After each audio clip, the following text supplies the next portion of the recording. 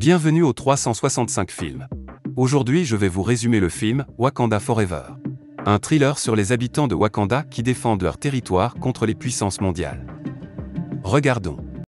En 1571, les habitants du Yucatan contractent la peste. Un homme trouve une plante et la boit avec les autres. Cette substance rend les gens bleus et les rend incapables de respirer de l'air. Ils se sont rapidement dirigés vers l'océan et ont créé la civilisation des grands fonds, les Talokans. L'une des femmes nommée Fen, qui a mangé la plante, a donné naissance à un bébé qu'on appelle Kukulkan. L'enfant grandit et devint le dirigeant de Talokan. À la mort de Fen, elle a demandé à être enterrée sous terre. Kukulkan conduit les gardes vers le pays où il voit une civilisation. Ils ont attaqué la civilisation pour ouvrir la voie à l'enterrement de sa mère. Un des villageois l'appelait Namor, ce qui signifie « garçon sans amour ». À Wakanda, Shuri travaille dans son laboratoire, essayant de créer une herbe artificielle en forme de cœur à utiliser pour son frère et le roi du Wakanda, T'Challa, qui malheureusement meurt d'une maladie. Ramonda, la reine-mère, entra lentement dans le laboratoire, annonçant la mort du roi. Un an plus tard, Wakanda est en difficulté avec d'autres pays qui veulent leur vibranium. Dora Milaje a surpris des soldats français en train de voler leur avant-poste. Plus tard, Ramonda a parlé aux Nations Unies et a révélé le complot des Français visant à les voler. Elle rappelle aux nations que même si Black Panther est parti, ils se battront toujours. Dans un avant-poste minier, les Américains extraient dans l'océan à l'aide d'un détecteur de vibranium créé par une étudiante du MIT, Riri Williams. Ils l'utilisent pour trouver du vibranium dans l'océan. Soudain, ils sont attaqués par des Talokaniles qui ne veulent pas qu'ils volent leur vibranium. Le dernier hélicoptère restant des survivants est abattu par Namor. À Wakanda, Ramonda et Shuri vont à l'eau et pleurent l'année depuis le décès de T'Challa. Ils brûlent leurs vêtements funéraires pour signifier la fin de la période de deuil. Bien que Shuri ne soit pas complètement prêt pour cela, Namor arrive alors, traversant la frontière en passant sous l'eau. Il leur révèle l'existence de Talokan et veut leur aide pour empêcher les étrangers de prendre du vibranium. Il explique également que Wakanda n'est pas le seul endroit qui a du vibranium. Talokan en a aussi. Ramonda le gronde, inquiète de sa présence. Il leur dit qu'il va tuer le scientifique qui a fabriqué la machine, et qu'ils peuvent l'aider, mais qu'ils ne peuvent pas se mettre en travers de son chemin. Shuri et Okoye vont rencontrer Everett Ross aux États-Unis, qui leur donne le nom et l'emplacement du jeune scientifique, bien qu'il ait peut-être donné des informations privées. Okoye et Shuri se rendent ensuite à Cambridge, Massachusetts, pour retrouver Williams.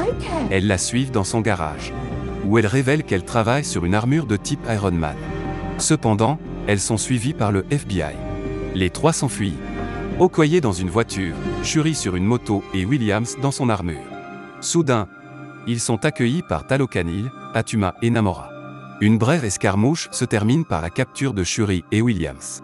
Ross arrive sur les lieux le lendemain et rencontre son ex-femme, Valentina Algra de Fontaine. Il trouve également des perles Kimoyo et les cache. À Wakanda, une reine Ramonda furieuse réprimande Okoye pour avoir perdu Shuri, ce qui est exacerbé par des incidents antérieurs. Comme lorsqu'elle s'est apparemment rangée du côté de Killmonger lorsqu'il a usurpé le trône, et l'a renvoyé de son poste de général. Shuri et Williams se réveillent à Talokan.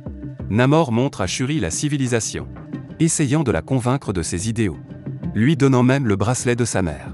Cependant, elle n'est pas d'accord pour tuer Williams. Pendant ce temps, Ramonda se rend en Haïti pour voir Nakia, qui avait quitté Wakanda 6 ans auparavant. Elle demande à Nakia de trouver Shuri pour elle. Nakia fait de l'espionnage et découvre l'emplacement.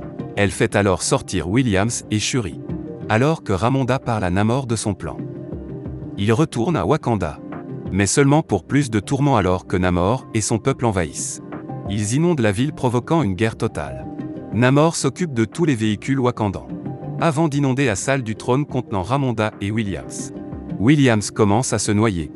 Alors Ramonda nage pour la sauver. Elle est capable de mettre Williams en sécurité, mais seulement de se noyer dans le processus. Shuri pleure le décès de sa mère, alors que Namor lui dit qu'elle est reine maintenant. Lui et son peuple quittent alors le pays.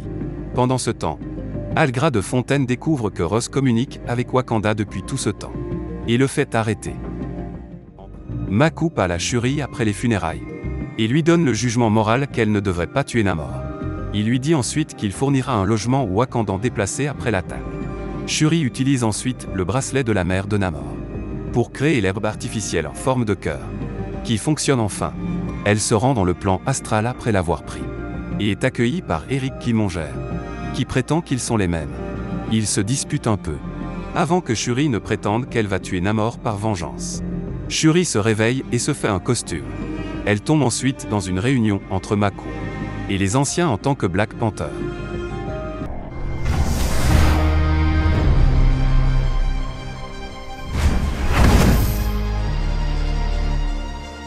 En préparation de la bataille, Shuri et Williams se rendent compte qu'ils pourraient affaiblir Namor, en chauffant son corps jusqu'à ce qu'il ne puisse pas obtenir d'oxygène.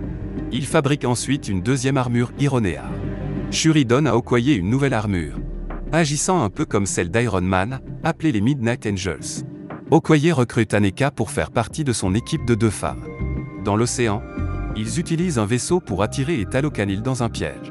La bataille commence, alors que Namor semble prendre le dessus. Cependant, Black Panther le piège dans un Royal Talon Fighter alors qu'il s'éloigne de la bataille. Black Panther chauffe le Royal Talon Fighter, affaiblissant Namor. Mais il commence à éclater avec sa lance. Black Panther tire une explosion de ses gantelets vibranium, qui explose tout le navire, envoyant Ramiladje combattre les Talokanil sur le côté du navire. Tandis que la tribu Jabari, Nakia et les autres combattent ceux du dessus. Ironéar et les Midnight Angels s'occupent des Talokanil aéroportés, les 2 adversaires dans l'île en contrebas.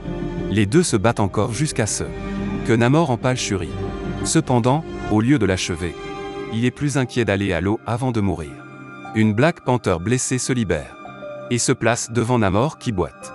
Elle crie alors « Wakanda Forever » alors qu'elle s'armure, envoyant une explosion du Talon Fighter qui explose à Namor. Il est incendié alors qu'il s'effondre. Elle se tient au-dessus de lui pour l'achever, mais se souvient de son frère, T'Challa.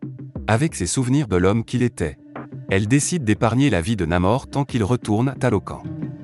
Namor a de la gratitude pour la Panthère Noire, et la rejoint alors qu'ils reviennent sur la scène du combat, et disent à tout le monde d'arrêter de se battre.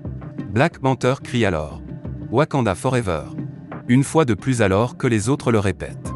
Dans la foulée, Williams retourne au NIT sans son armure, car les Wakandans ne veulent aucune controverse en la laissant la garder. Shuri part pour Haïti au lieu de se battre pour le trône, qui est finalement contesté par Mako. Plus tard, Namor peint dans sa chambre alors qu'Atuma le salue. Namor lui assure que leur nouvelle alliance avec Wakanda sera bénéfique. Sur le chemin de la prison, Okoye fait sortir Ross de sa garde à vue. En Haïti, Shuri rencontre Nakia avant de partir pour la plage, où elle brûle sa robe de cérémonie funéraire conformément aux souhaits de Ramonda, lui permettant enfin de pleurer T'Challa. Dans une scène de mi-crédit, Shuri apprend que Nakia et T'Challa ont un fils, Toussaint, que Nakia a élevé en secret loin de la pression du trône. Toussaint révèle que son nom wakandan est T'Challa. Merci pour la lecture. Si vous avez aimé, n'oubliez pas de liker et de vous abonner.